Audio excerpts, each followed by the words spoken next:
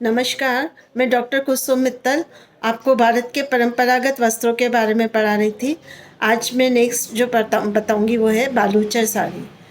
बालूचर साड़ी मुर्शिदाबाद के पास एक बालूचर स्थान है, वहाँ पर बनाई जाती है, इसलिए स्थान के हिसाब से इसको बालूचर साड़ियों के नाम से जाना जाता है। बालूचर साड़ी अपने आप में बहुत सुंदर, आकर्षक और उत्कृष्ट नमूनों के लिए फेमस होती है। बालूचर साड़ी के अंदर पल्लू और बॉर्डर वो ज़्यादा बनाया जाता है या उसमें डिज़ाइंस ज़्यादा होती है और पूरी साड़ी में छोटी छोटी बूटियाँ होती है और बॉर्डर और पल्लू को हैवी बनाया जाता है।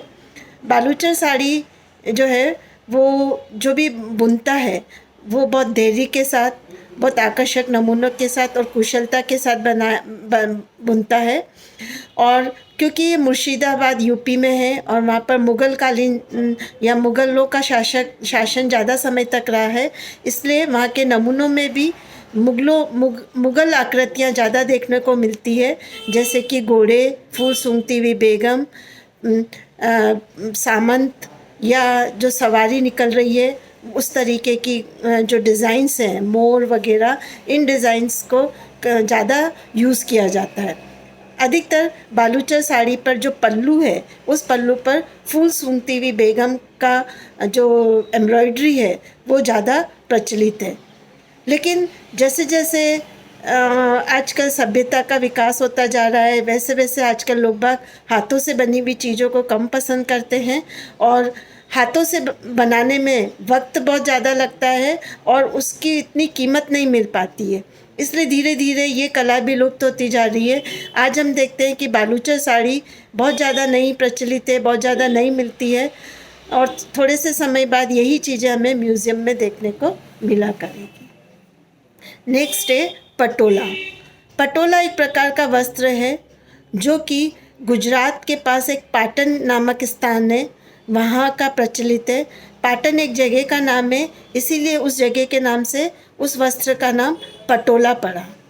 पटोला साड़ी, पटोला वस्त्र का साड़ी बहुत प्रसिद्ध है, लेकिन आजकल पटोला प्रिंट के सलवार कुर्ते भी आते हैं और बेडशीट्स वगैरह भी आती है, चुन्नियाँ भी आती है, लेकिन ज़्यादातर पटोला साड़ी के रूप में प्रचलित है। पटोला का जो वस्त्र होता है या जो पटोला साड़ी है वो गुजराती, क्योंकि पाटन जो है वो गुजरात में है और गुजराती लोग पटोला वस्त्र को शुभ का प्रतीक मानते हैं और किसी भी लड़की की शादी होती है उसमें जो उसको साड़ी ओढ़ाई जाती है वो पटोला साड़ी का होना ज़रूरी है।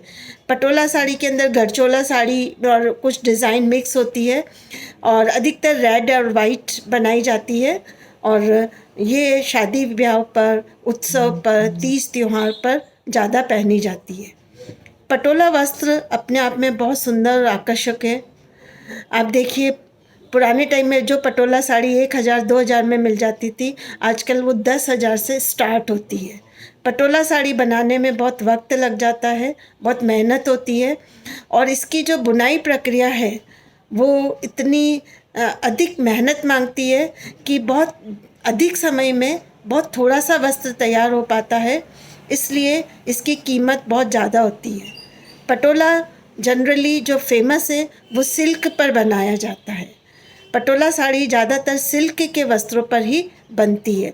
इसका बनाने का तरीका है कि जो भी डिज़ाइन बनानी होती है उस डिज़ाइन के अनुसार पहले धागों को रंग लिया जाता है और धागों को पहले ज़मीन पर बिछाया जाता है और उसको डिज़ाइन में सेट करा जाता है। तो यहाँ पर बहुत कुशल कारीगर की आवश्यकता होती है, क्योंकि अगर एक धागा भी ऊपर नीचे हो जाता है तो पूरी डिज़ाइन चेंज हो जाएगी और वो वस्त्र बिल्कुल ख़राब हो जाएगा। तो सबसे पहले इसमें क्या करते हैं, सिल्क के धागे को रंगा जाता है, डिज़ाइन जैसी हमें डिज़ाइन चाहिए, लाइट डार्क कलर अलग, उसके अनुसार उसको रंगा जाता है और रंगने के बाद और फिर उसको बुना जाता है। लूम पर उन धागों को बुना जाता है जिससे कि वो वस्त्र तैयार हो जाए।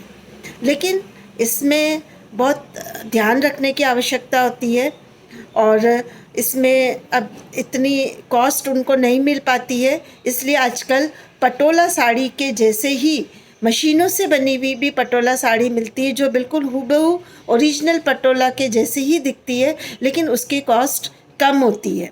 तो जो व्यक्ति ओरिजिनल पटोला अफोर्ड नहीं कर सकता है, वो डुप्लीकेट पटोला जो वस्त्र बना हुआ है वो अफोर्ड कर सकता है और उसको पहनता है।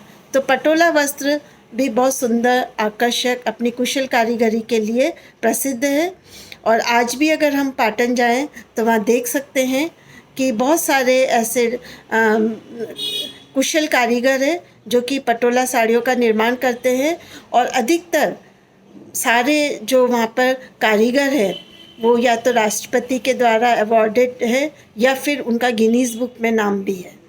पटोला साड़ी अपने लिए मतलब बहुत सुंदर, आकर्षक और चटकीले रंगों में मिलती है और सिल्क में ज़्यादा पाई जाती है। नेक्स्ट है वो है बांधनी। बांधनी जो है आपको सबको पता है, बांधनी को अपन बंदेज भी कहते हैं। बंदेज राजस्थान का बहुत प्रसिद्ध है। राजस्थान के अंदर बांधनी साड़ी, बांधनी के दुपट्टे, बांधनी की बेडशीट्स बहुत आती है। बांधनी साड़ी जो है अपने यहाँ पे राजस्थान में सुहाग का प्रतीक मानी जाती है। आप देखिए, राजस्थान में कोई भी शादी होती है उसमें चुंदड़ी जो ओढ़ी जाती है वो बंदेज की होती है। आप देखिए, ये जो मैंने दुपट्टा ओढ़ा हुआ ये भी बंदेज का है। बंदेज अग्रवाल्स में जब शादी का तोरण लेके जाते तो उसके ऊपर भी बंदेज की ओढ़नी ओढ़ाई जाती है। दुल्हन घर पे आती है तो दुल्हन ऊपर से बंदेज की साड़ी पहनी जाती है। हम लोग जितने भी तीज त्यौहार होते हैं या जितने भी जैनीज़ में कोई भी फंक्शंस होते हैं उसमें पीली साड़ी, लाल साड़ी पहनी जाती है, वो सारी बंदेज की पहनी जाती है।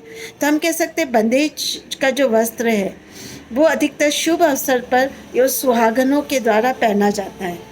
और यहाँ पर राजस्थान में तो पगड़ी भी जेंट्स लोग बंदेज की कई बार शौकिया तौर पर बांधते हैं। तो बंदेज राजस्थान का प्रसिद्ध है। राजस्थान में भी जयपुर और जोधपुर का बंदेज सबसे ज़्यादा प्रसिद्ध है। राजस्थान के अलावा गुजरात में कच्छ का भी बंदेज प्रसिद्ध है। राजकोट और कच्छ का उधर का बंदेज भी प्रसिद्ध है। बंदेज एक कला है जो कि बहुत बारीक बंदेज, मतलब बंदेज जितनी बारीक होती है उतनी ही वो महंगी होती है, उतनी ही अच्छी होती है। बंदेज का सिर्फ एक हमें ध्यान रखना चाहिए कि जितना कोमल और बारीक कपड़ा होगा उस पर बंदेज उतनी ही बारीक बंधेगी। इसीलिए ज़्यादातर बंदेज के लिए जो वस्त्र काम में लिए जाते हैं, कपड़े काम में लिए जाते हैं, या तो जॉर्जेट, शिफॉन या मलमल काम में ली जाती है, क्योंकि ये बहुत कोमल होते हैं, बहुत सॉफ्ट होते हैं, बहुत पतले होते हैं और इस पे जो बंदेज बांधी जाएगी वो बंदेज बारीक बंधेगी। और बंदेज की जो प्रोसेस है वो मैं आपको बताती हूँ कि सबसे पहले हमें सफ़ेद वस्त्र लेना होता है और जहाँ जहाँ पर हमें जो मान लो सफ़ेद रखना है वहाँ पर हम धागा बांध देते हैं। धागा एक अवरोधी छपाई के रूप में काम में लिया जाता है। जहाँ पर धागा बंधा हुआ होता है वहाँ पर कलर नहीं जा पाता है और जब हम उस जगह से उस धागे को हटाएंगे तो वो सफ़ेद निकलेगा।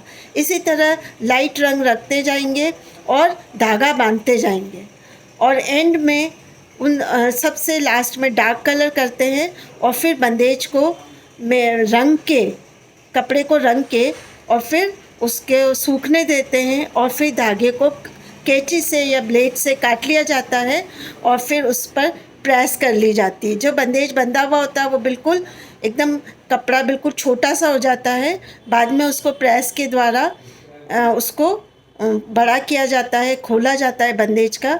और बंदेज में भी बहुत चटकीले कलर्स आते हैं। ज़्यादातर बंदेज ब्राइट रंग के होते हैं और इसमें भी आप देखिए लाल, मतलब बंदेज में जितने ब्राइट कलर आते हैं उतने शायद दूसरे वस्त्रों में नहीं आते हैं।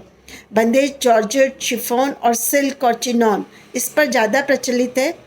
और बंदेज के अंदर ज़्यादातर जो रंग रेंज है वो जैसे हम लोग जो नए नए सीखे हुए होते हैं वो तो उसमें कुछ चीज़ बांधते हैं, जैसे चने की दाल बांध दी, चावल बांध दी।